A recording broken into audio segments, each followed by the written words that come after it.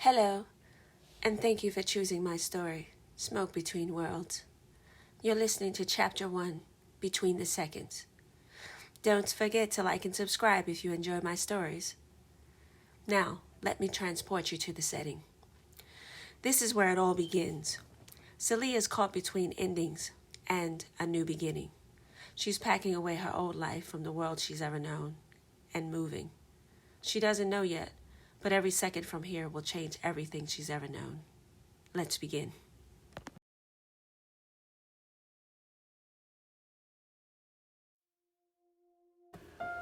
It's night.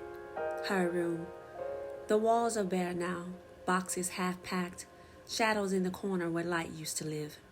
Seleah sat on the edge of her bed staring down at a photo. Her father, laughing in his uniform, arms around her mother holding a baby girl. Her. The frame had cracks, just like the story.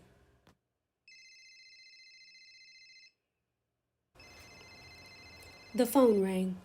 She didn't want to answer, but she did. "Hey, Ma." Her mother's voice. "Baby, I heard they really let you go." "Yeah, I guess publishing isn't what it used to be. You know you can just come home. Just rest. You don't have to carry everything all at one time."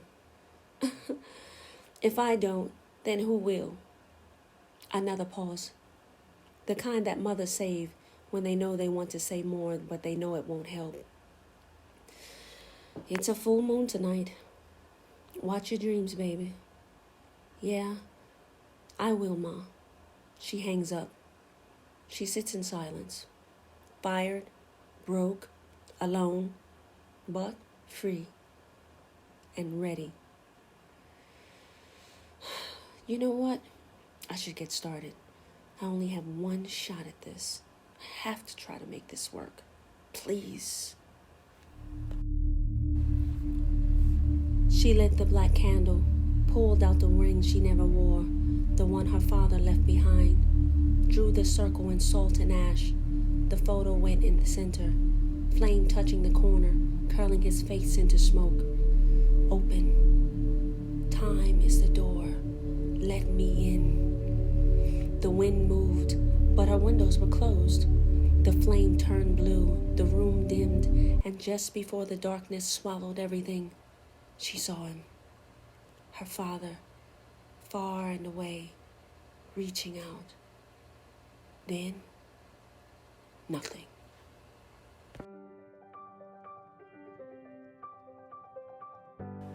Seoul, 1995.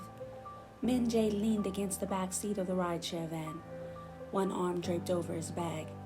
He hated these long commutes. Same streets, same neon, same tired thoughts. Then he saw her, standing at the bus stop like she'd always been there. Long tan coat, skin rich and radiant under the street lamp. Her hair pulled back, eyes staring straight ahead like she was looking through time. He blinked. She didn't move. The car kept going, but something in his chest didn't. Was she a ghost, a mirage, or just the most beautiful woman he had ever seen? Minjae twisted in his seat, watching her as long as he could. But the moment passed. The van turned, and she was gone. Her head throbbed. Her mouth was dry. She looked around slowly. Her body ached. It wasn't as smooth as she thought it was going to be. She blinked. She dashed down a narrow alleyway to collect herself. She touched her coat. Her bag was still there. Her ring, too. She stood up and brushed herself off, heart pounding. It worked. It actually worked. But what she hadn't thought was that she realized she had no phone, no money, and no father yet. She stepped out into the middle of the street. The signs, the cars, the clothes, the music, blaring from the nearby cassette vendor. It all felt like a memory that she had walked into that didn't belong to her. She wandered the streets for hours. People stared. She expected that. But what she hadn't expected was how many salons she found that would turn her away before she could even finish her sentence. Her Korean was clumsy. Her accent was thick. She knew few words, enough to ask or to gesture or to smile politely, but not enough to convince someone to hire a foreigner. Still, she kept walking. Her feet were so sore when she finally saw it. A tiny wooden sign painted with a swirling lotus hanging above the door, tucked between a laundromat and a tea shop. The scent hit her first. Sandalwood, lemongrass, clove. She knew deep down in her bones this place would matter. She stepped inside. The shop was dim but warm, lit by paper lanterns and filled with shelves of dried herbs, stones, scrolls, and oils. She ran her finger over the jar of mugwort, then paused in front of the small altar. Pili Johan K. Snayo. Do you need something? Seleah turned. The old woman stood behind the counter, watching her. Sharp eyes, soft hands, maybe late 60s. Seleah bowed slightly, fumbling with her words. Oh, yakcho 있어요. Do you have this herb? She pointed to the jar of dried ginkgo root behind the woman. 시간 약초. Time herb. The woman narrowed her eyes. 왜 필요해요? Why you need it? Seleah hesitated. Then she smirked. Time travel, she said in English. Then she repeated in Korean, thinking the woman would never believe her. 정말요? 시간 여행. No one in the world would believe that, right? But the woman's expression didn't change. She stepped out from behind the counter and walked closer. You came through the smoke, didn't you? She said in imperfect English. Seleah froze. How did you... The woman nodded slowly. Your kind comes once in a while. Not often. But when the world tilts... She trailed off. Come, sit. 앉아요. Seleah obeyed. They sat cross-legged on the cushions in the back of the shop. The woman poured tea from a chip teapot. My name is Hayron. I've been waiting for someone like you. Seleah blinked. How could you... The veil thins every 30 years. I knew someone would be coming eventually. Just didn't think she would be so pretty, though. She chuckled. Seleah smiled despite herself. You need a place to stay? Hayron asked. Seleah nodded, desperately. Hayron poured more tea. Then, this is where your story begins. The rain had stopped by the time Minjae stepped out of the van. His apartment wasn't far, a quiet corner near the edge of Mapo district, where the city's noise softened into low hums and the smell of frying oil drifted from late-night kitchens. He adjusted his collar and exhaled. The night air cooled against his skin, but his mind wasn't calm. He kept seeing her, the woman at the bus stop, tan coat, stillness in her eyes. Not fear, not confusion. Something else. Something heavy. Like she had come from somewhere she wasn't supposed to. Ridiculous, he muttered under his breath. You just imagined it. Seoul was full of strange moments, faces caught in the light, the way memory sometimes lies to you. He laughed, shaking his head. A foreigner, he said to himself. And me? What would I even say? The idea of it made him uncomfortable. And, secretly, alive. Minjae was a man of structure, a software designer. Code and logic were his companions. Predictable and neat, he liked silence, he liked plans, and yet tonight, his world felt like static. Clean, organized, impersonal, the way he liked it. A single desk by the window, half-finished project open on his computer screen. The hum of the refrigerator, the tick of the clock. Ordinary sounds grounding him back to his life. But her face, that brief flash of worry, that searching look, it kept replaying in his head. He rubbed his temple, annoyed with himself. Get over it. Opening the fridge, he pulled out a pan, some sesame oil, and set it to heat. Garlic, rice, leftover kimchi. The rhythm of the cooking was his own kind of peace. His hands moved automatically, but his thoughts didn't stop. What was she doing here, standing in the rain looking so lost? And why did he care? He sat at the table, spoon tapping lightly against the bowl. The window reflected his face, and behind it, the faint echo of hers. Minjae took a deep breath and tried to let it go. But something in him already knew the next time he saw her, he wouldn't be able to look away. The alarm went off at 6:30 a.m. Same sound, same ceiling, same routine. Minjae blinked into the gray light that seeped through the blinds and reached for his phone. No new messages. There never were.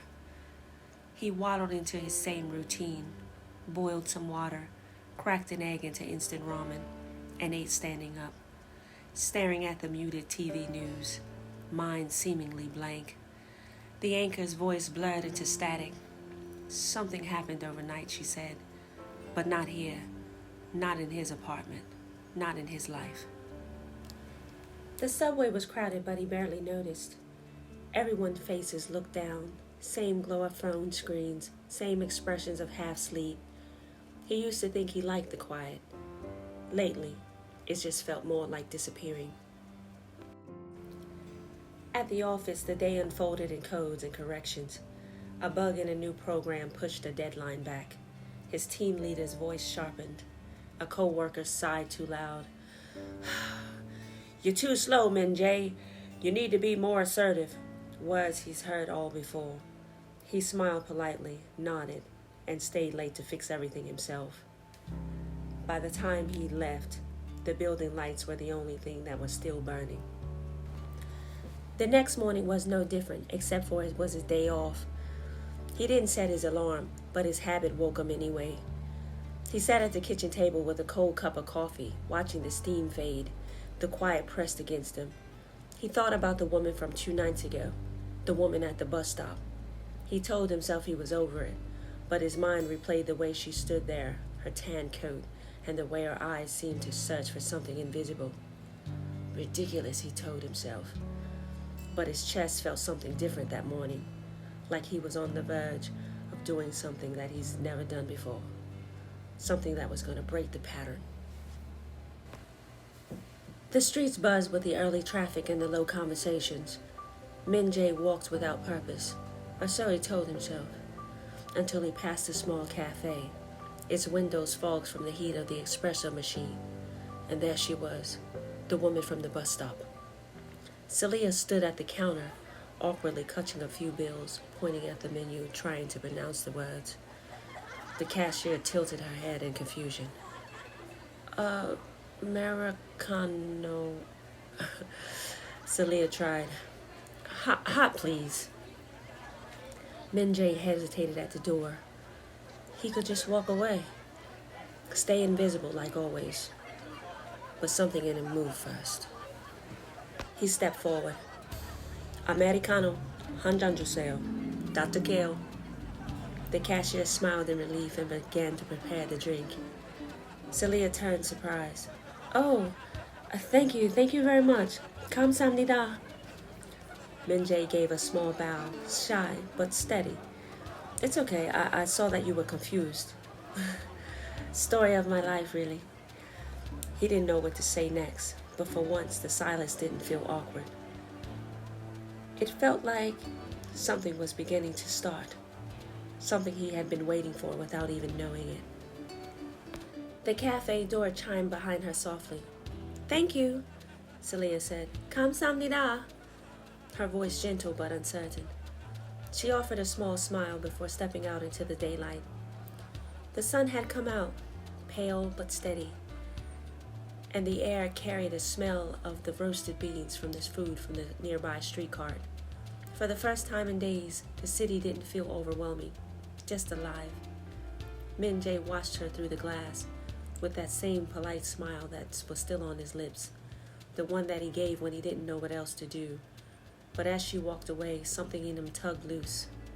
He lingered at the counter, pretending to check his phone. Then he reached for his cup. His reflection in the window looked back, calm, composed. Too composed, really. He stepped out into the sunlight. Seleah turned right, moving slowly down the block, squinting at the street signs, one hand brushing a coat pocket as if checking for something. He hesitated, taking one step, then another. Not close enough to be noticed, just enough to feel like the gravity was deciding for him. Ridiculous, he told himself. She's just someone I helped with a coffee order. But his heart wouldn't listen. At the corner, she paused, looking both ways. Then he froze, glancing as if debating to take another direction. The breeze lifted, carrying the faint hum of chatter and the smell of jasmine from the passing vendor's cart. For a moment, he almost convinced himself to walk away. Then, excuse me, sir. Chokyo." The sound was soft, but it hit him like sunlight breaking through a cloud. He turned. Seleah approached, holding the folded paper. "Hi, I'm sorry, do you speak English?"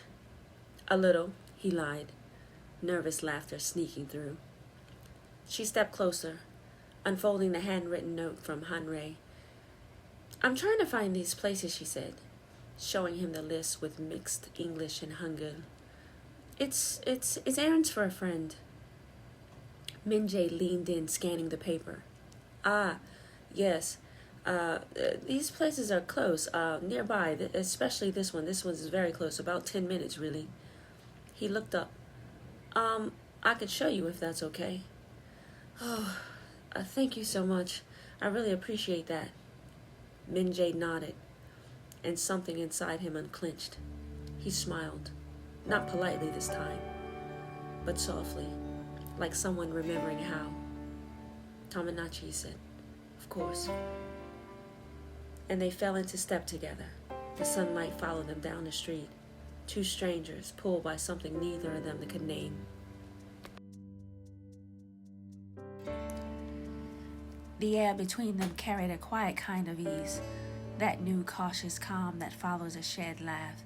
Seleah walked beside Minjae, coffee still warm in her hand, her eyes scanning shop signs she couldn't read.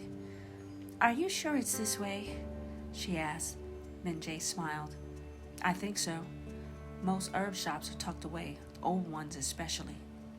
They turned down a narrow street. The neon hum of cafes and phone stores faded into something older. Small wooden doors, chipped paint, handwritten signs curled at the edges. The first shop was dim, barely lit. Inside, there were shelves lined with jars of dried roots and pressed leaves. Seleah leaned toward the counter. "Hello, 안녕하세요. I'm looking for this." She unfolded Hanrei's note. The old man behind the counter squinted, then shook his head. "모르겠어요. Try somewhere else." She bowed her head slightly, mimicking what she'd seen others do. "감사합니다." Oh. "No luck?" Minjae asked. She shook her head. "Nothing. He acted as if I asked him for poison." He smiled faintly. "Maybe to him, you did." They shared a small laugh before walking again. The next street was tighter, darker, the kind of place that people passed through, not stopped in. The second shop had no sign, only a faded curtain and the faint smell of smoke. Seleah hesitated at the door.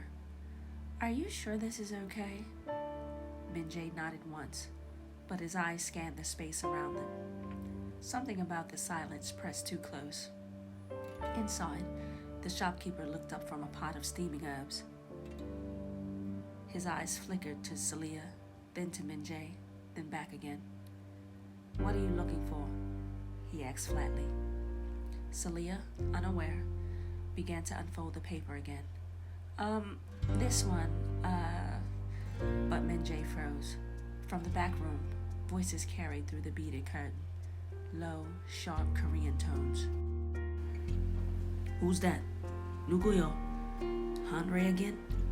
"Yeah, she's sending foreigners now. You know what that means. She's doing something she shouldn't." The men laughed under their breath until one saw Minjae's shadow near the doorway. The sound stopped instantly. Minjae straightened and stepped forward, giving a polite bow. "Excuse us," he said, voice tight. "We were just leaving." Outside, the afternoon light hit too bright. Seleah walked quietly, clutching her bag. "What's wrong?" "Nothing," Minjae said. "Just, let's not go back there." For a few blocks, neither of them spoke. Then Minjae finally asked quietly, Who are you here with?" She looked up cautious. "I told you, just a friend." "And, where'd you say you were staying again?" She smiled faintly, trying to lighten it. "Why? You want to visit?" He didn't smile. "No. I just want to make sure you're safe." Her steps slowed. "I'm fine. 괜찮아요." He nodded once, but he didn't believe it. The silence between them stretched until they reached a small street landing, back to Hanrei's shop. When Hanrei opened the door, her face lit up in surprise. And something else. "You work quickly," she said, eyes darting between them. Seleah blinked. "What did she say?" Minjae hesitated. "She said you made progress." Hanrei's smile deepened. "왔어. 왔어요. Come in." Seleah stepped inside, but Minjae stayed near the doorway. "You're staying here?" he asked. Hanrei answered before Seleah could. "For now. She's safe with me." Minjae frowned. "You barely know her." Seleah raised her hands. "Okay, guys, are you two fighting over me already?" she said, forcing a laugh. But Minjae's voice turned low. "This isn't funny, Seleah. You shouldn't trust people so easily." Hanrei's expression hardened. "And you shouldn't meddle in what you don't understand." Minjae stepped closer, voice firm now. "If you're into something illegal, I'll call the police." Seleah grabbed his arm. "Wait! No, guys, stop. It's not what you think. Minjae." Hanrei snapped. "그만해! Enough!" But Minjae already pulled out his phone. Please, stop. 하지마. Please don't." In the struggle, her bag fell, scattering a few folded papers and a notebook and her ID. Minjae bent over to pick them up. He froze. The card was old, but the photo, it was hers. But the date of birth, the issue date. He looked up, his eyes dark with confusion. 이거 뭐야? What is this?" He held the card closer. "Fake?" Seleah's breath caught. It's not fake." "Then what is this?" Please," she said again, her voice trembling now. Just don't tell anyone." Hanrei stepped between them, her tone cold but steady. "I think you've seen enough for today, Minjae."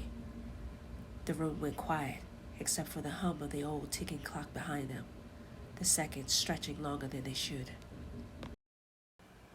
Clock ticking faintly in the background. It's starting to rain outside now. Hanrei stood still. Her eyes didn't leave Minjae's face. "You think you understand everything, don't you?" she said softly. Systems, rules, proof. Minjae frowned. What in the world are you talking about?